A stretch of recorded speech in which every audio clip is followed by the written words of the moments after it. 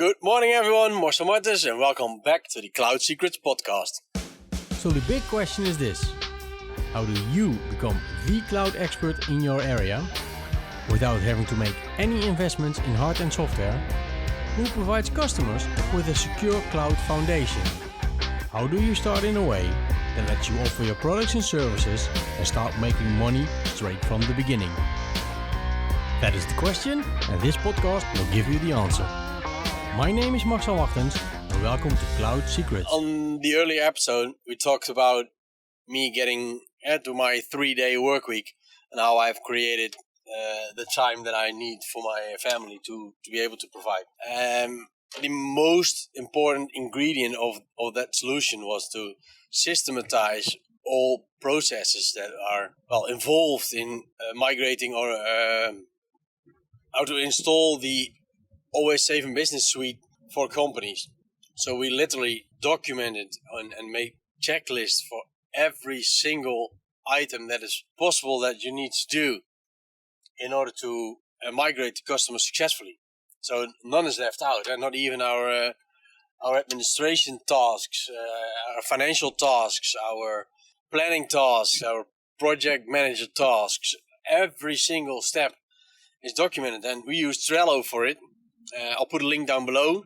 If you like it, you can use it, and it saves us a ton of time, a ton of mistakes, because in the Netherlands we have a saying. It's literally monk's work, because people don't like to just follow a checklist because it makes them feel stupid or I don't know. But we focused on that every single employee for most of his job, not support tasks, of course, because those are usually a bit variable. We document them in our knowledge base, but what we don't create like a Trello checklist for every single support call. It's insane. But for all our projects and migrations, we have these Trello checklists. Even for installing new PCs or laptops or whatever it is, we use checklists, and every single time we can guarantee that the outcome will be the same, because none is forgotten, none is left out, everything is checked. And if it's more complex, we assign a project manager who can manage the project, of course, but also make sure that certain deadlines are met at certain times and milestones are finished on time, so we can go on further with the next step. And that's the main aspect of how I was able to create my 3-day work week, because we systematized all of the processes, and that just gives us a ton of time. And in the early days, I'm laughing about it now, but if you think back of it, it was not that professional at all. For me, it was all clear because all the steps are in my head, and I can even do them in my sleep if I have to, you know. But for our engineers, they don't. To me, it feels like they don't have the complete overview of all the tasks that are at hand. So I've struggled a lot with coaching, training, to learn and delegate all the tasks so that I can have my time off. You know, it's not just off, but to be able to take care of my family.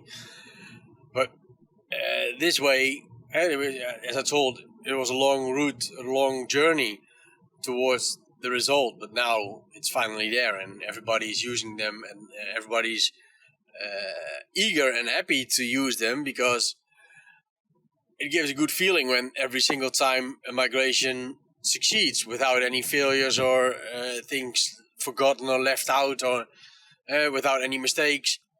So that's good. And even now, every single migration, we do an evaluation with the engineer who migrated the new customer. And I always ask them, if you are doing any steps that aren't in the checklist, please write them down in the notes so I can add them to the checklist if they're important. So better have something in there and not need it than left out and forgotten on during the migration. And back in the old days, maybe 5 years ago, you can understand that a lot of tasks on those migrations were actually forgotten or skipped.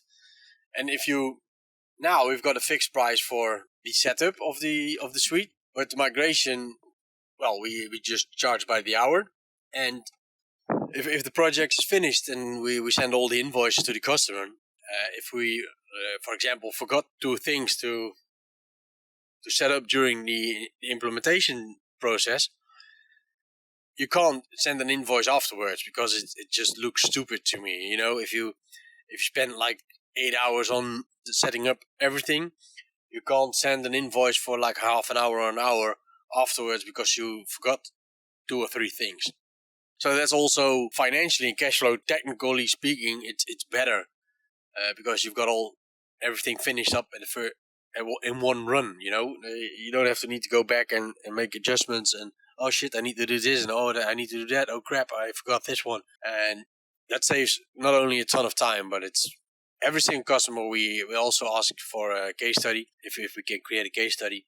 I don't say we use them all, but it gives me feedback on how the migration went from the customer's perspective. If there were things that we could do better. So every single migration we learn and we keep learning and keep making it better.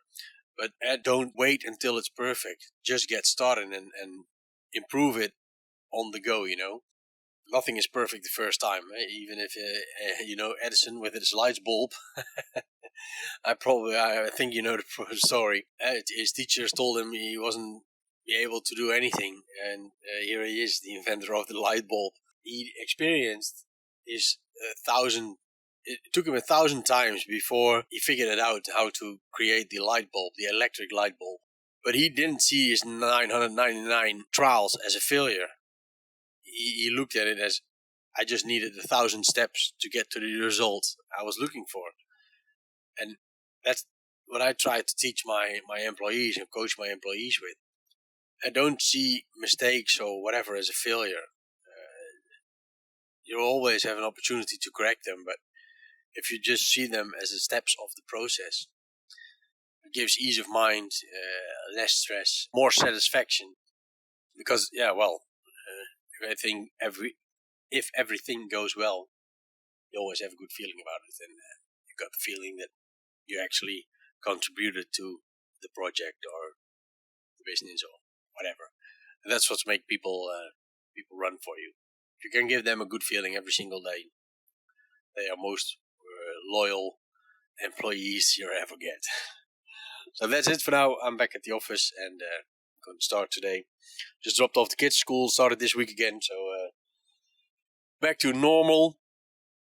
And we're got a lot of tasks at hand today.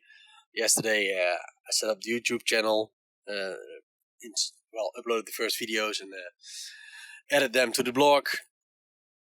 I'm also looking for an SEO engineer who can optimize all my blogs. And that's why I posted a Upwork job last night.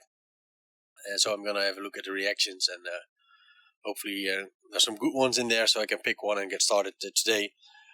And yesterday also I had a meeting with my web developer, and he has been, he started on the members area on the training side to set up the framework for our course. So lots of stuff done yesterday. We're gonna kill it today as well. Pretty busy day, so maybe I'll get back to you tonight or otherwise tomorrow. Okay, have a good one. Bye bye. If you like this podcast, please rate and subscribe. Rating is very important, not only to me but in general. So if you like it, rate it with a 3 to a 5 star on iTunes. So we will be found more, and I can help more IT guys to become an entrepreneur, or just give them the last push that they need to start their own business. It's what everybody needs.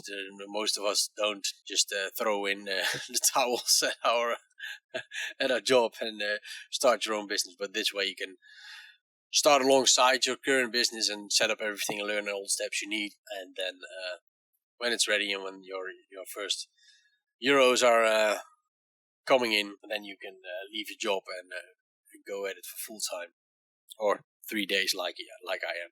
So please rate, subscribe, and leave any feedback. If you've got any questions or things you'd like me to talk about, just drop them in the comments and I'll have a look at them. Okay, thank you very much. Have a nice one. Bye bye. If you're just starting out, you're probably studying a lot. That's good. You're probably geeking out on all the strategies also, right? That's also good. But the hardest part is figuring out what the market wants to buy and how you can implement it in a way that always gives you the same result, right? That's what I struggled with for a while, until I learned the formula. So I created a special mastermind called CloudMind to get you on track with the right services. More importantly, the right tools to migrate your customers in a way that guarantees success every single time. Wanna come? There are small groups on purpose, so I can answer your direct questions in person. You can hold your spot by going to cloud-secrets.com/cloudmind. Again, that's cloud-secrets.com/cloudmind.